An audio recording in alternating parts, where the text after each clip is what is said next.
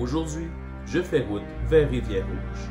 Située aux portes des Hautes-Laurentides, la ville s'étend sur 463 km² de terre, lacs, campings et bien d'autres sites enchanteurs. Les premiers colons s'y sont établis vers 1878, donc la ville regorge d'histoires et de légendes. Aujourd'hui, vendredi 13, j'ai décidé d'aller visiter une maison débordante de manifestations. Coussins se déplaçant seul, robinet et télévision qui s'ouvrent seuls. Même sur une photo prise dans la maison avec deux jeunes femmes, une troisième personne est apparue. Plusieurs événements tristes sont survenus un vendredi 13, comme en 2012 avec le naufrage du Costa Concordia faisant 32 morts, ou encore la série d'attentats meurtriers en 2015 à Paris qui a fait 130 morts. Est-ce seulement une superstition ou est-ce vraiment une journée maudite? Peut-être ce soir vivrons-nous quelque chose de particulier. La mort est l'état irréversible d'un organisme biologique ayant cessé de vivre. La question que tout le monde se pose depuis la nuit des temps. Existe-t-il une vie après la mort? Selon certaines croyances, lors de la mort, certaines âmes quittent le corps et rejoignent la lumière vers les cieux. D'autres, par contre, resteront sur le plan terrestre et erront sans cesse dans nos maisons ou dans nos propres champs énergétiques, créant ainsi une emprise sur l'humain. Mais pourquoi choisissent-ils d'errer au lieu d'aller vers la lumière? Je m'appelle Francis, je suis ce qu'on peut appeler un chercheur du paranormal. Je sillonne les différentes régions du Québec dans les lieux possiblement hantés afin de répondre à cette fameuse question à l'aide de mon matériel et de mes connaissances. Bienvenue à Chercheur d'anomalies paranormales.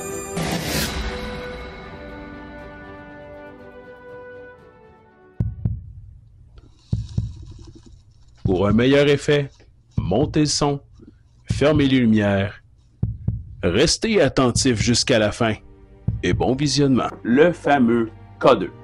Le K2 est un appareil de poche très simple à utiliser pour détecter des ondes magnétiques émises par des probables entités dans le domaine du paranormal. Il faut aussi prendre en considération que certains appareils, comme le K2, sont très sensibles aux ondes cellulaires. Donc, très important lors d'une enquête de se mettre en mode avion et de surtout toujours chercher le rationnel avant de dire que c'est paranormal. La fameuse balle à chat. Ces petites boules clignotantes en plastique transparent s'allument et clignotent lorsque elles sont touchées et bougent. Elles sont conçues pour les chats et les animaux domestiques, mais ont été utilisées par les enquêteurs paranormaux depuis quelque temps maintenant. Donc, bonsoir à tous, c'est Francis de Cap Paranormal. Je suis en ce moment à Rivière-Rouge pour une enquête privée dans une maison. Comme je vous l'ai expliqué plus tôt dans la vidéo avant, il y a eu beaucoup de manifestations dans la maison. Ce soir, comparativement à mes autres enquêtes, je suis accompagné par deux amis. Je ne sais pas si vous voulez dire votre nom ou... Ben oui. Bon, j'ai Sandra qui est avec moi, puis Caroline. Donc, ils ont voulu participer à l'enquête ce soir. On espère qu'il va se passer des choses. C'est ce qu'on va voir. Est-ce que vous êtes là avec moi ici ce soir?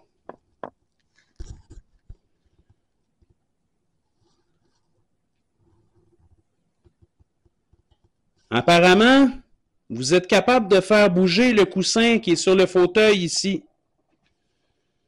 Si vous êtes capable, bougez-le pendant qu'on va être ici. Même si on est dans une autre pièce, bougez-le, il n'y a pas de problème, allez-y. Puis si vous voulez, vous pouvez parler à tout moment, il n'y a pas de problème. J'ai des enregistreurs, peut-être que je ne vous entendrai pas maintenant, je vais peut-être vous entendre plus tard. Mais là, ça serait le moment de vous manifester, s'il vous plaît.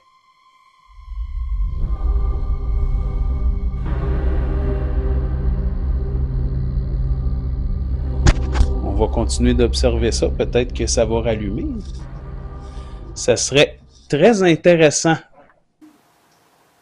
Ça serait très intéressant.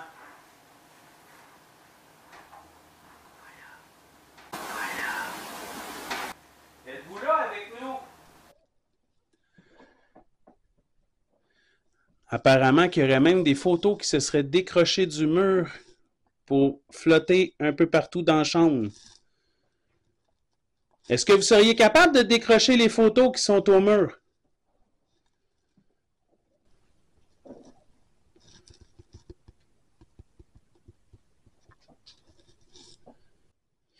Est-ce que c'est vous qui a fait flasher la lumière dans la main de Sandra? Oui. Êtes-vous capable encore de la faire allumer? Faites juste vous approcher du détecteur. Ça va allumer les lumières. Oui, merci. Est-ce que vous voudriez jaser plus en profondeur avec nous? Oui. Oh my God. Regarde, regarde. Non, on le voit très bien, là. Il n'est pas allumé. Aussitôt qu'on le colle sur le mur, toutes les lumières allument. Puis seulement à une place. Non, ici. Là. C'est direct là, le. Regarde. Regarde. Regarde là. Non, là, ça allume pas. Regarde. C'est uniquement sur le mur, là. Hey, c'est ça. Ok, attention. Non, c'est vraiment là. Regarde. Je me tasse. Ben, voyons donc. Regarde. Asti, c'est pour ça que ça pomme juste ici. Parce qu'il y a quelque chose dans le mur. C'est là. Puis quand elle me dit qu'elle entend cogner dans le mur. À cet endroit-là. Ouais. Sur le mur extérieur, je vous l'avais dit tantôt chez Caro. Ouais. C'est vrai. Donc, on va commencer par... What? Oh my God, ça c'est weird. Faut que je prenne une photo, ça presse.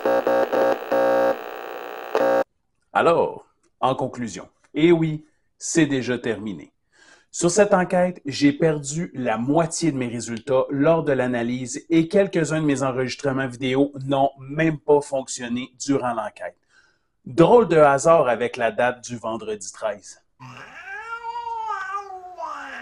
Durant l'enquête, nous avons eu beaucoup de résultats avec le K2.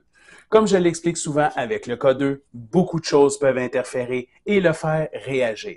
Mais pour la réaction sur le mur de la fille à Sandra, j'ai pas trouvé d'explication. C'est vraiment là. Regarde. Je me tasse. Ben, voyons donc. Regarde. Aucun filage électrique ne passait dans ce mur et aucune antenne extérieure était à cet endroit. De plus, nos cellulaires étaient tous en mode avion. Pendant un moment, j'ai même pensé à une défectuosité de mes K2, mais les trois que j'avais réagissaient de la même manière à un endroit précis où la fille de Sandra disait entendre cogner dans le mur depuis longtemps. Est-ce une coïncidence? Pendant que nous étions au rez-de-chaussée à poser des questions, il y a eu l'événement de la porte au 2e étage. Je me rappelle pas qu'une fenêtre était ouverte à cet endroit, mais bon, quand même étrange. Mais le chuchotement que j'ai entendu sur l'enregistreur numérique situé juste à côté de la porte qui a ouvert seul.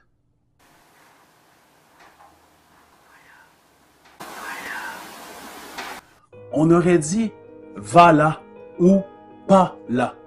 Ça m'a donné des méchants frissons lors de l'analyse. En dernier, l'une des balles à chat s'est déclenchée dans une pièce au rez-de-chaussée. Peut-être s'est-elle déclenchée par la vibration de mes pas dans la pièce à côté. Par contre, c'est la seule fois qu'elle s'est déclenchée dans toute l'enquête. Est-ce un hasard? Alors, y a-t-il quelqu'un qui veut absolument nous passer un message de l'autre côté dans cette maison? Je pense qu'une deuxième visite devrait avoir lieu car je pense avoir passé à côté de quelque chose. Et vous? Pensez-vous que tout ce qui s'est passé n'était qu'une pure coïncidence ou tout simplement paranormal?